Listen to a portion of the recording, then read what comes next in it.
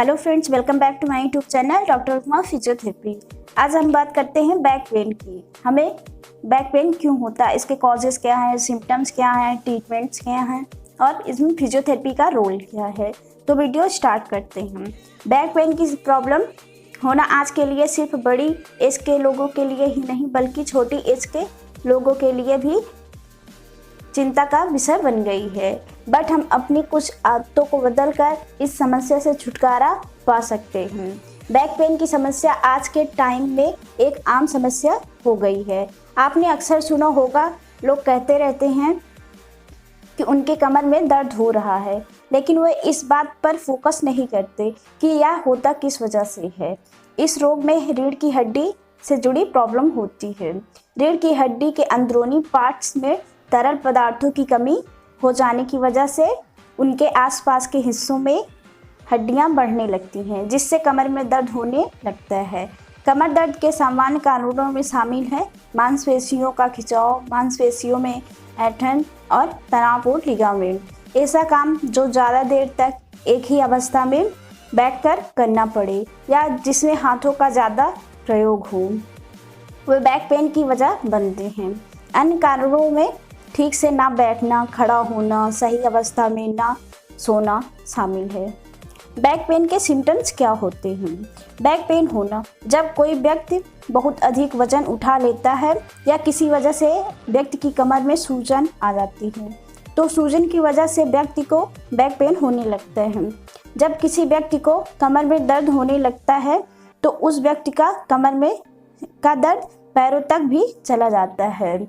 Pregnancy में जब कोई फीमेल प्रेग्नेंट होती है तो उसका पेट भी बढ़ने लगता है, जिसकी वजह से उनके पेट का पूरा वजन उनकी रीढ़ की हड्डी पर पड़ता है, जिसकी वजह से भी उनकी कमर में दर्द की समस्या हो सकती है। ज़्यादा एक्सरसाइज करने से कई बार आप अपने आसपास देखते होंगे कि लोग बहुत अधिक जिम करते हैं ताकि अपनी बॉडी को स्ट्रॉन्ग बना सकें। लोग खेलते हैं या एक्सरसाइज करते समय मांसपेशियों पर जोर पड़ता है, जिसकी वजह से बैक पेन होना शुरू हो जाता है। और रोगों से जब किसी व्यक्ति को कब्ज, हार्निया आदि की प्रॉब्लम्स हो जाती है तो उस व्यक्ति को पेट के पाचन संस्थान से संबंधित प्रॉब्लम्स होती हैं, जिसकी वजह से रीढ़ की हड्डी पर दबाव पड़ता है, जिसकी वजह से भी बैक पेन हो सकता है। और उम्र बढ़ने से जब किसी व्यक्ति की उम्र बढ़ने लगती है तो उनमें उम्र बढ़ने के साथ साथ हार्मोन्स चेंज होने लगते हैं, जिसकी वजह से भी वे किसी भी रोग की चपेट में आसानी से आ जाते हैं। जब कोई व्यक्ति बूढ़ा हो जाता है तो ऐसी स्थिति में उसकी हड्डियां डैमेज होने लगती हैं, जिसकी वजह से भी उन्हें बैक पेन हो सकता है। और फीवर में जब किसी व्यक्ति को रीढ़ की समस्या होने की वजह से कमर में दर्द रहता है तो उस व्यक्ति के शरीर का तापमान अपने आप ही बढ़ने लगता है, जिसकी वजह से उस व्यक्ति को फीवर की समस्या हो जाती है।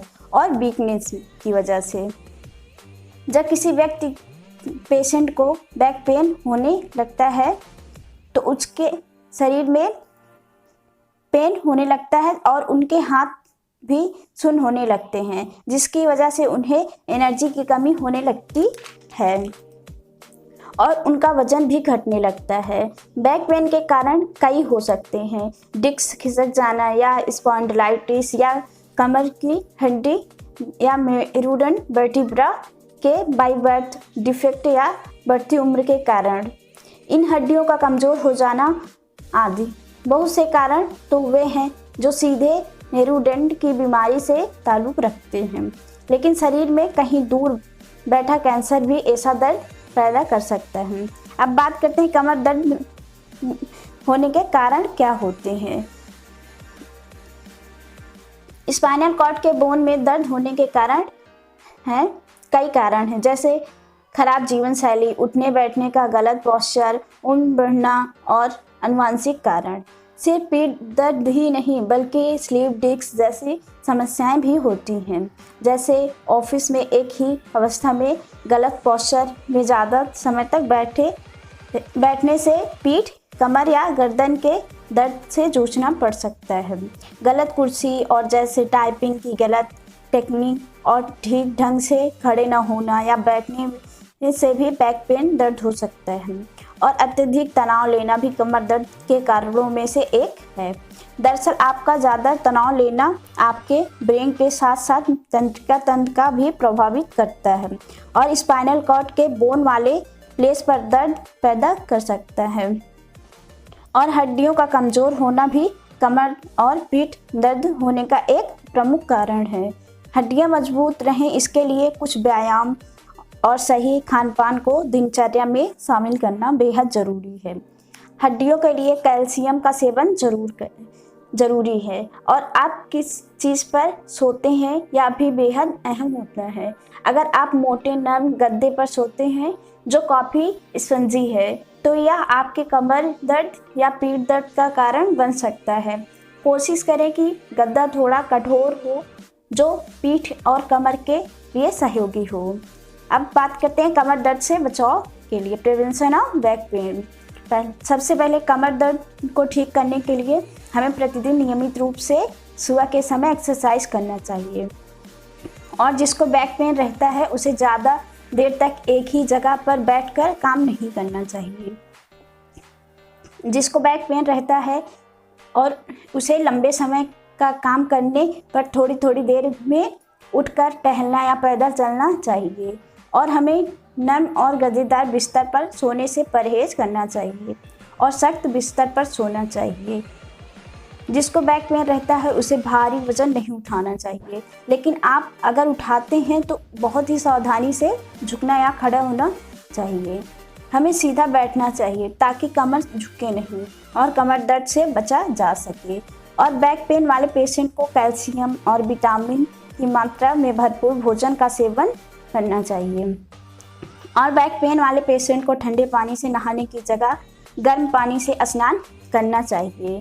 और दर्द में पेन किलर लेने से बचें। अगर बैक पेन ठीक नहीं हो रहा है तो किसी अच्छे फिजियोथेरेपिस्ट से ज़रूर मिलें। बॉडी के खराब पोस्चर की वजह से कई बार पीठ में दर्द रहने लगता है। कई बार सोने की गलत आदतें भी इसका बैक पेन की वजह बन जाती हैं। और 40 साल के बाद जहां महिलाओं की बॉडी में कैल्शियम कम होने लगता है वहीं उनकी मांसपेशियों में भी वीकनेस देखने को मिलती है, जिस वजह से हर वक्त उन्हें अपनी कमर में हल्का दर्द और खिंचाव फील होता रहता है। कई बार बैठे बैठे ही कमर में दर्द होने लगता है जिसका कारण है कमज़ोर मांसपेशियां और मसल स्ट्रेन। जब लोअर बैक की मांसपेशियों के खिंच जाने को मसल स्ट्रेन कहा जाता है। घर में कई बार कुछ भारी सामान उठाने से या प्रेगनेंसी के बाद फीमेल्स को इस प्रॉब्लम का सामना करना पड़ता है। तो वीडियो यहीं पर एंड करते हैं। अगर आप हमारे चैनल पर नए हैं तो सब्सक्राइब कर दीजिए, लाइक कर दीजिए, शेयर कर दीजिए और कमेंट कर दीजिए। Take care of your health, be healthy, be happy. मिलते हैं न्यू वीडियो में, तब तक के लिए बाय बाय, थैंक यू।